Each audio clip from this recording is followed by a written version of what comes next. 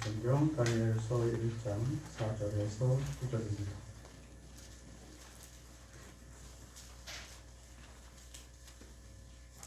구약성경 다니엘서 1장 4절에서 9절입니다. 곧 흠이 없고 아름다우며 모든 재주를 통달하며 지식이 구비하며 학문에 익숙하여 왕궁에 모실 만한 소년을 데려오게 하였고 그들에게 갈대아 사람의 학문과 방언을 가르치게 하였고 또 왕이 지정하여 자기의 진미와 자기의 마시는 포도주에서 그들의 날마다 쓸 것을 주어 3년을 기르게 하였으니 이는 그 후에 그들로 왕의 앞에 모셔 서게 하려 함이었더라. 그들 중에 유다 자손 곧 다니엘과 하나냐와 미사엘과 아사랴가 있었더니 환관장에 그들의 이름을 붙여 다니엘은 벨드사살이라 하고 하나냐는 사드락이라 하고 미사엘은 메삭이라 하고 아사랴는 아벳노고라 하였더라. 다니엘은 뜻을 정하여 왕의 진미와 그의 마시는 포도주로 자기를 더럽히지 아니하리라 하고 자기를 더럽히지 않게 하기를 환관장에게 구하니 하나님이 다니엘로 환관장에게 은혜와 긍휼을 얻게 하신지라. 아멘. 잠깐 기도합니다.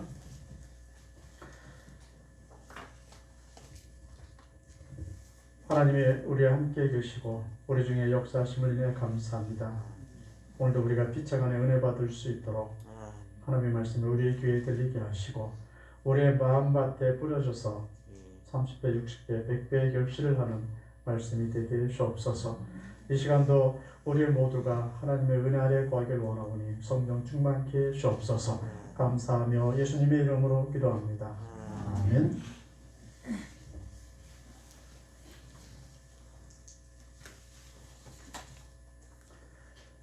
세상이 변할 때마다 그 변하는 일에 잘 적응하는 사람이 있고 이런 변화에 잘 적응하지 못하는 사람도 있습니다. 그때 잘 변하는 사람들은 어찌 보면 세상에서도 많은 유익을 얻으면서 살아갈 수 있을지 모릅니다. 그런데 믿음의 삶에서는 그렇지가 않습니다. 하나님의 백성으로서 그 정체성, 내가 하나님의 자녀로서의 삶을 잘 지키며 살아가는 사람이 믿음의 사람이고 또 그렇게 정체성을 잘 지키는 사람을 하나님이 축복하십니다. 오늘 본문에 보면 바벨론으로 이 포로가 되어 온 사람들이 있었음을 우리가 알게 됩니다. 많은 사람들이 몇 차에 걸쳐서 바벨론의 포로로 잡혀옵니다. 그들 중에는 바벨론이라는 낯선 환경 속에 잘 적응하는 사람들이 있어서 많은 물질을 얻은 사람도 있었고 또 나름대로 어떤 권력을 얻으면서 자기 자리를 굳힌 사람들도 있었습니다. 그런데 하나님은 이런 사람들에게 큰 관심을 보이지 않습니다. 그러면 하나님이 원하시는 사람은 누구냐? 하나님이 정말로 관심을 갖고 보신 사람들은 어떤 사람이냐? 오늘 8절을 보면 다니엘은 뜻을 정하여 왕의 진미와 그의 마시는 포도주로 자기를 더럽히지 아니하리라 하고 자기를 더럽히지 않게 하기를 환관장에게 구하니 지금 여기 다니엘은 뜻을 정해서 신앙생활을 합니다. 뜻을 정해서 하나님을 바라보고 삶을 살아가는데 하나님은 그를 칭찬하시고 그를 축복하셨습니다. 그래서 우리가 뜻을 정했다라는 것을 보면서 왕의 진미 그리고 왕이 마시던 이 포도주라는 음식을 거절했다. 이것에 초점을 맞추시면 안 됩니다.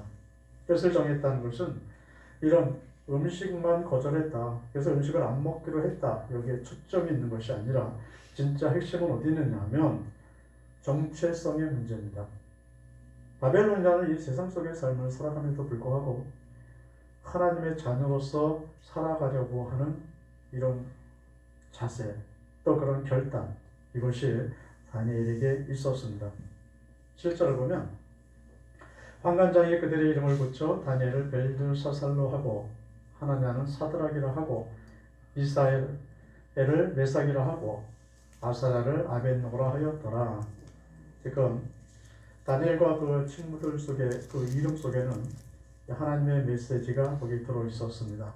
바로 믿음의 사람이라는 어떤 정체성이 그 이름 속에 들어 있었습니다. 그러니까 누구든지 다니엘 또는 다른 이런 친구들의 이름을 들어보면 이 사람이 하나님을 섬기는 사람이었구나. 라는 사실을 다 알 수가 있었습니다. 그런데 이들을 포로로 잡아온 이 환관장은 그 이름을 바꿔버립니다. 그러니까 바벨론식으로 이름을 바꿔버려서 이름 속에서 하나님의 뜻이 나타나는 것도 아니고 하나님을 믿는 사람이라는 이런 모습이 전혀 드러나지 않도록 이름을 바꿔버립니다. 그리고 하나님의 메시지 대신 바벨론의 신을 찬양하는 뜻에 그 이름을 집어넣고 맙니다. 그래서 이 대표적인 예로 다니엘의 뜻은 이 하나님의 심판하신다라는 뜻을 갖고 있습니다. 그러니까 그가 바벨론에 살든 어디 살든 간에 다니엘 그러면 하나님이 계시는구나, 하나님은 심판하시는 분이시구나 라는 사실을 다니엘 본인뿐만 아니라 그 이름을 부르는 사람도 그렇게 느낄 수밖에 없었습니다. 근데 그 이름을 벨드사살로 바꿔버립니다. 이 뜻은 이 바벨론 사람들이 섬기던 신 중에 높은 신이 벨신이에요. 그러니까 이제 그 뜻을 어떻게 바꿨냐면 벨신이 생명을 보존한다 이렇게 바꿔버렸습니다. 그 이름 속에서 다니엘은 하나님이 심판하신다는 하나님을 섬기는 그 믿음의 메시지가 들어있었다면 이제는 바벨론 신의 이름이 거기 들어있고 다니엘을 지키는 사람은 하나님이 아니라 이제 벨신이다 라는 뜻이 그 안에 들어있고 맙니다. 바로 이름 속에서 그의 정체성은 사라지고 마는 거죠. 그럼에도 이들은 하나님의 백성으로서의 정체성을 지키고 있었습니다. 나를 뭐라고 부르든 그 이름 속에 나타나는 그 이름으로 내가 정체성을 갖고 있는 것이 아니라 이제는 우리의 삶 속에서 내 살아가는 그 모습 속에서 내가 하나님의 자녀고 하나님의 충성된 일꾼이라는 사실을 그가 나타내며 살기로 결단하고 있는 겁니다. 우리는 세상 속에서 삶을 살아가고 있습니다.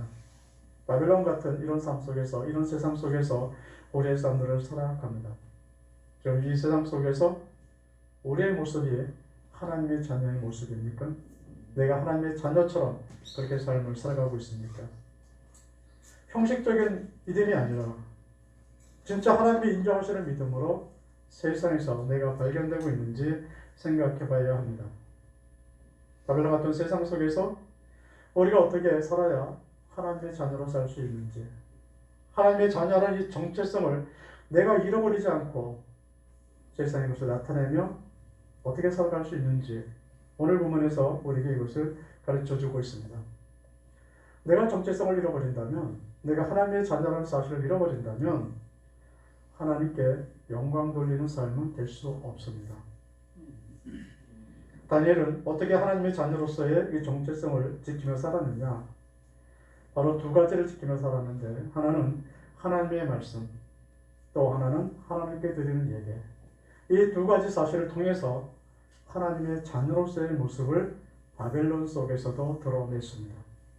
오늘 4절 후반절을 보면 그들에게 갈대아 사람의 학문과 방언을 가르치게 하였고, 다니엘을 바벨론에서는 그를 어떻게 만들려고 했느냐 하면 바벨론 사람으로 만들려고 했습니다. 바벨론의 학문을 가르쳤고 바벨론의 언어를 가르쳤습니다. 그를 하나님을 섬기는 자가 아니라 바벨론의 왕 앞에 서서 왕을 위하여 축복하고 왕을 위하여 우상에게 복을 비는 자로 만들려고 했습니다. 그래서 3년 동안 그가 특별 교육을 받습니다. 지금 다니엘과 친구들이 들어간 학교가 어떤 학교냐면 이 건동 지방에서 말하는 이 소위 말하는 지혜 학교라는 학교에 입학하게 되는 건데요. 요즘에 말하면 어떤 높은 지위에 올라가기 위해서 들어가는 학교를 말합니다. 그래서 우리나라도 외교관이 되려면 외교 학교를 나와야 하는데 그 외교고시, 외무고시 비슷한 걸 보고 합격한 자가 그 학교에 입학을 하고 그 교육을 마치면 외교관이 되죠. 우리나라에서도 판사나 검사나 변호사가 되려면 로스쿨을 졸업해야 하죠. 그리고 변호사 시험을 봐야 하죠.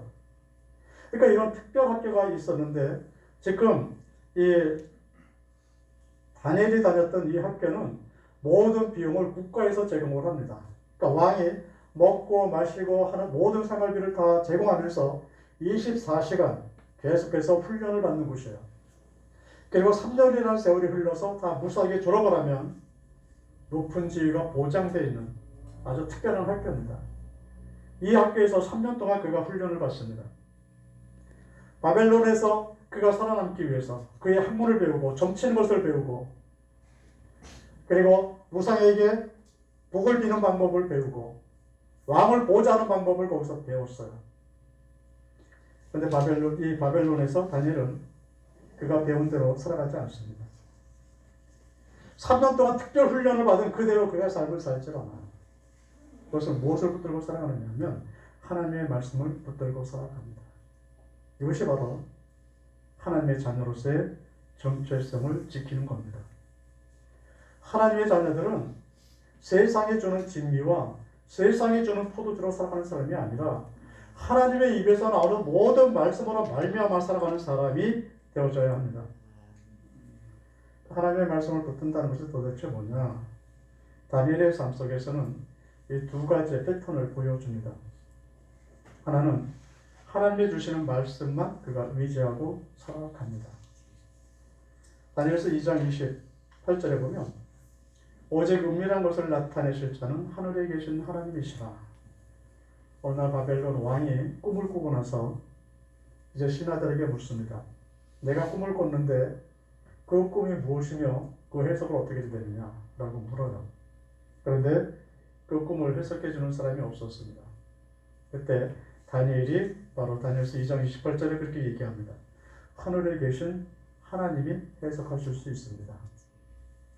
세상에 그 어떤 자도 할 수 없지만 하늘에 계신 하나님은 그것을 알고 계시고 그 하나님이 왕에게 말씀하실 겁니다. 그리고 다니엘서 2장 17절에 보면 왕이 물으신 바 은밀한 것은 박사나 술객이나 박수나 점장이가 능히 왕께 보일 수 없으되 바벨론에서 배운 지식 그거 가지고서는 왕의 꿈을 해석할 수 없다라고 말하고 있죠. 그러니까 지금 다니엘은 바벨론에서 배운 지식으로 이 박사나 술객이나 또는 어떤 박수나 점장이처럼 그가 문제를 해결하고 있지 않습니다. 다니엘이 지금 해결하고 있는 그 방법은 하나님이 주시는 말씀이에요. 그가 비록 왕 옆에 서서 점을 치는 자로 세워졌다 할지라도 왕을 위해서 복을 비는 자로 그가 세워졌다 할지라도 바벨론의 우상을 섬기는 방식으로 그가 살아가고 있는 것이 아니라 오직 하나님이 주시는 말씀에 의지해서 삶을 살아갑니다. 하나님이 무엇을 말씀하시든 간에 그 말씀에 따라서 살아가기로 그가 이미 결단을 하고 있고 그 말씀을 위지하기로 그가 결단하고 있음을 우리가 볼 수 있습니다. 우리는 어디에서 삶의 지혜를 찾고 계십니까? 어디서 우리의 문제들을 해결하려고 하고 계십니까? 하나님이 주시는 말씀에서 찾아야 합니다. 세상에서 지혜를 찾는 사람들이 아니라 세상의 지식 속에서 내 삶의 방향을 찾는 사람들이 아니라 하나님의 입에서 나오는 모든 말씀 속에서 우리가 지혜를 찾아야 하고 우리의 삶의 방향을 찾아나갈 수 있어야 합니다. 우리가 세상을 어떤 눈으로 보시겠습니까? 세상의 지식을 가질 그 눈으로 보는 것이 아니라 세상의 책으로 세상을 보고 있는 것이 아니라 바로 하나님의 입에서 나오는 말씀을 듣는 눈으로 보는 눈으로 우리가 세상을 볼 수 있어야 합니다. 하나님의 자녀들이 내 하나님의 자녀처럼 살아갈 수 있는 방법은 바로 하나님의 말씀을 의지하는 데 있습니다. 또 하나는 다니엘은 하나님이 주시는 말씀으로 위를 얻었고 하나님이 주신 말씀 때문에 소망을 갖고 살았습니다. 바벨론 같은 세상 사람들은 사람의 위로를 받으려고 합니다. 사람들의 칭찬을 강구하면서 우리의 삶을 살아가는 사람들이 있습니다. 내가 모든 일에 자꾸 실패하고 있을 때 누군가가 와서 그래도 괜찮아 라고 얘기해 주길 원하죠. 내가 마음이 지쳐 있을 때 누군가가 찾아와서 누군가가 내게 와서 위로해 주기를 사람들은 바랍니다. 내가 넘어지면 지나가는 사람 누군가라도 내 손을 잡아서 이렇게 세워주길 우리는 원하면서 삶을 살아갑니다. 그런데 하나님의 자녀들은 아니에요. 바로 하나님의 말씀 속에서 위로를 받고 하나님의 말씀 속에서 내가 소망을 가지고 살아가기를 원하는 사람입니다. 다니엘서 9장 2절에 보면 나 다니엘이 서책으로 말미암아 여호와의 말씀이 선지자 예레미야에게 임하여 고하신 그 연수를 깨달았나니 다니엘이 소망을 갖게 되는데 어디서 갖게 되느냐 하면 바로 이 서책에서 얻습니다. 이 서책은 예레미야서를 말해요. 그가 바로 다니엘은 예레미야서를 읽다가 무엇을 보느냐면 위로를 받습니다. 예레미야서를 읽다가 소망을 발견해요. 바벨론 같은 나라에 우리가 끌려와서 평생을 이렇게 종으로 살다가 저 바벨론 우상 앞에서 우리가 끌려다니고 살다가 우리 인생을 마치는 것은 아닐까. 낙심하고 절망할 수밖에 없는 이런 현실 속에서 다니엘은 성경을 읽다가 하나님은 우리를 버리지 않으셨다는 거예요. 바벨론 같은 나라에서 평생 삶을 살다가 노예로서의 그 인생을 마치게 하신 것이 아니라는 사실을 그가 알게 됩니다. 다시 돌아가게 하실 거라는 거. 다시 예루살렘 성전에 돌아가서 다시 예배 드릴 수 있고 하나님이 다시 그들을 회복시켜 주실 거라는 사실을 거기서 보게 됩니다. 그래서 다니엘은 하나님께 엎드려 금식하며 기도하기 시작을 합니다. 말씀을 듣고서 그의 기도가 시작되고 있는 거죠. 다니엘서 9장 10절에 보면 우리 하나님 여호와의 목소리를 청종치 아니하며 여호와께서 그 종 선지자들에게 부탁하여 우리 앞에 세우신 율법을 행치 아니하였음이니이다. 말씀을 듣고 그가 깨달은 게 뭐냐? 하나님이 우리를 그냥 버리셔서 이곳에 우리가 끌려온 것이 아니라 우리의 죄 때문에 우리가 하나님 앞에 불순종하고 하나님의 말씀을 잘 지키지 않았기 때문에 나를 포로가 되었다는 사실을 그가 인정합니다. 그래서 그가 하나님이 말씀하신 대로 우리가 다시 예배가 회복되고 돌아가려면 회개해야 된다는 사실을 알고 하나님 앞에 엎드려 그가 금식 기도하고 있는 모습을 성경은 기록해 주고 있습니다. 바로 말씀을 읽다가 마음이 뜨거워졌고 말씀을 읽다가 회개의 필요성을 그가 깨닫게 되는 겁니다. 그리고 바로 그 말씀 속에서 다니엘은 소망을 얻었고 그 말씀 속에서 그가 위로를 받았습니다. 지금 우리는 어디에서 위로를 받습니까? 어디에서 소망을 발견하며 삶을 살아가십니까? 사람들의 위로를 지금도 찾고 계십니까? 그 사람의 위로는 참 위로가 될 수 없습니다. 세상에서 무슨 소망을 여러분 보길 원하십니까? 세상에 주는 소망, 참 소망이 될 수가 없습니다. 어찌 보면 아침 안개 같은 거죠. 그래서 해가 뜨면 사라지고 말아요. 아침에 아무리 새벽 이렇게 안개가 짙게 꼈다 할지라도 태양이 떠오르기 시작하면 안개는 걷히기 시작하고 태양이 아주 밝게 비치면 안개는 다 사라지고 맙니다. 우리의 위로는 하나님을 위해서 나오는 그런 위로여야 합니다. 하나님을 통해서 하나님의 말씀을 통해서 위로받아야 하고 우리의 소망은 하나님의 말씀 속에서 내가 소망을 발견하며 살아갈 수 있어야 합니다. 이것이 하나님이 우리에게 주신 선물이에요. 하나님의 자녀들에게만 주신 선물입니다. 하나님의 자녀들은 위로하는 사람이 아무도 없어도 하나님의 말씀을 듣다 위로받습니다. 하나님의 사람들은 이 땅에서 내가 절망하는 삶 속에 산다 할지라도 하나님의 말씀을 보면서 거기서 소망을 발견할 수 있는 사람들입니다. 하나님의 말씀 속에는 찬양이 있고 하나님의 말씀 속에 감사가 들어있고 거기에 바로 소망이 들어있습니다. 다니엘의 또 다른 모습은 그가 성전을 사모하는 예배를 드리며 살았다는 겁니다. 포로로 잡혀간 다니엘은 성전에 모여서 예배를 드릴 수 없었습니다. 바벨론에는 우상들이 가득 채워져 있었습니다. 그곳에서 이곳저곳에 가는 곳마다 우상의 신전들이 세워져 있고 이곳저곳 가는 곳마다 그 신전에게 바쳐지는 우상에게 바쳐지는 향례가 진동하는 이런 곳에서 하나님을 향하여 예배드리는 일은 쉽지가 않습니다. 그런데 다니엘은 어떻게 했습니까?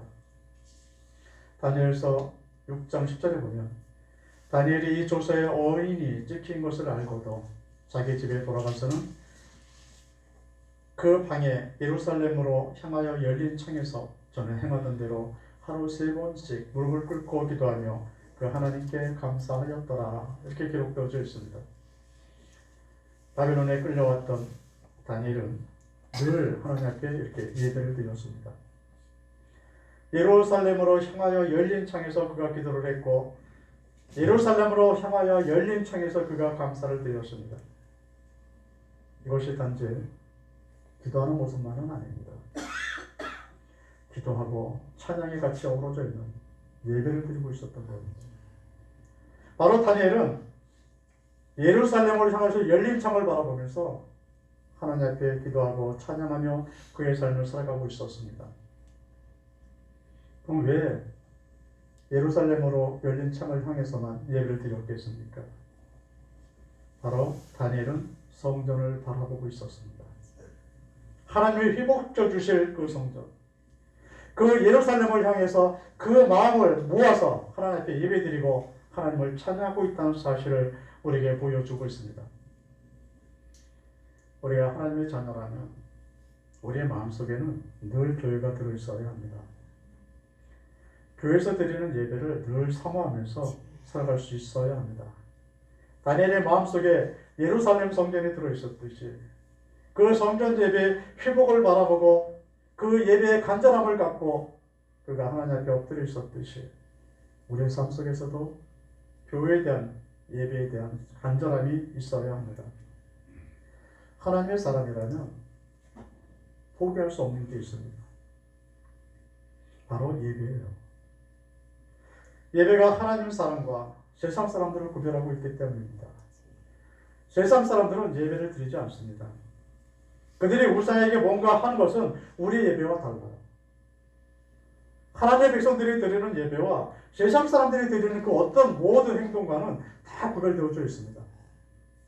하나님의 자녀라면 우리는 하나님 앞에 예배 드리는 자로 세워져 있어야 합니다.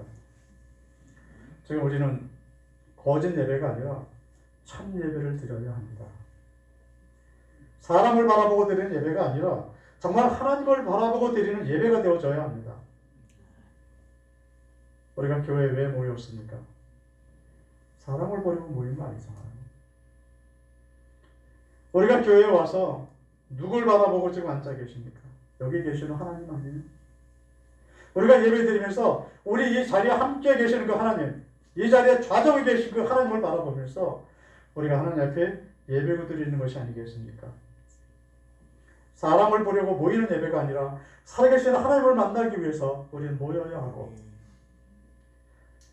바로 내게 말씀하시는 그 하나님의 음성을 듣기 위해서 우리가 이 자리에 앉아 있어야 되는 겁니다. 하나님의 자녀들은 하나님을 만나려고 교회에 모이고 하나님 앞에 감사와 찬양을 드리려고 모이는 겁니다. 지금 우리는 뜻을 정한 사람으로 살고 계십니까? 하나님의 자녀라는 정체성, 이 분명한 정체성을 우리가 갖고 살아야 합니다. 내가 하나님의 자녀라는 사실을 잃어버린다면, 하나님의 자녀로서의 삶을 이 땅에서 살아가지 못한다면 하나님의 책망을 받을 수밖에 없습니다. 바벨론 같은 이 세상이라 할지라도, 이 세상이 아무리 험하다 할지라도, 이 세상에서 믿는 자들을 반가워하지 않는다 할지라도 우리는 정체성을 잃어버리지 않으셔야 합니다. 다니엘 보세요. 이 바벨론 같은 험한 세상 속에서도 그는 하나님의 자녀라는 사실을 잃어버리지 않았습니다. 끝까지 하나님의 자녀로서의 그의 삶을 살다가 하나님의 부르심을 받죠. 하나님은 그를 축복하셨고 그에게 은혜를 더하여 주셨습니다. 왕의 진미나 포도주라는 눈에 보이는 이런 형식적인 것만이 아니라 진정한 하나님의 자녀로서의 참 모습을 나타내며 살아갈 수 있어야 합니다. 하나님의 자녀들은 떡으로만 사는 사람이 아니라 하나님의 입에서 나오는 모든 말씀으로 말미암아 살아가는 사람이어야 합니다. 하나님의 사람들은 예배를 통해서 하나님을 만나는 자로 살아갈 수 있어야 합니다. 하나님은 하나님의 사람들을 축복하십니다. 하나님만 바라보는 자에게 지혜를 주시고 하나님만 바라보는 자에게 청명을 더하여 주시고 하나님만 위대하며 살아가려는 자에게 하나님은 소망을 더하여 주시고 위로를 더하여 주십니다. 하나님이 다니엘에게 어떻게 하셨습니까? 바벨론 사람들보다 10배나 더하는 지혜를 허락하여 주셨고 그에게 청명을 허락해 주셨죠. 바벨론이 나라가 망해도 다니엘은 여전히 총리로서의 삶을 살아갈 수 있었고 세상에 살아계신 하나님을 증거하는 자로서의 그가 삶을 살아갈 수 있었습니다. 왕이 바뀌어도 다니엘은 이 땅에 하나님이 살아계신다는 사실을 그 왕에게 전하는 자로 그가 평생을 살아갑니다. 바로 어떻게 그렇게 살 수 있었습니까? 하나님의 자녀로 구별되어 있었기 때문에 이 땅에 우리의 삶을 살아가시면서 이 바벨론 같은 이 험한 세상 속에서 우리가 삶을 살아가면서도 하나님의 자녀라는 사실을 잊지 않으시기 바랍니다.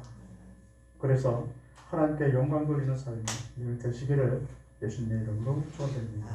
기도합니다. 우리 함께 하시는 하나님 아버지 감사합니다. 우리 살아가는 일들이 하나님께 영광 되게 주옵소서. 세상에 주는 떡과 세상에 주는 음료로 우리의 삶을 살아가는 자가 아니라 하나님의 입에서 나오는 모든 말씀으로 말미암아 살아가게 주옵소서. 하나님 앞에 예배드리는 자로 또 교회에 모여 하나님을 만나는 자로 하나님의 음성을 듣는 자로 우리의 삶들을 살아가게 주옵소서. 그래서 늘 하나님께 하나님의 자녀로서 하나님께 영광만 돌리는 자로 살아갈 수 있도록 우리와 함께 주옵소서. 감사하며 예수님의 이름으로 기도합니다. 아멘. 찬송 214장입니다.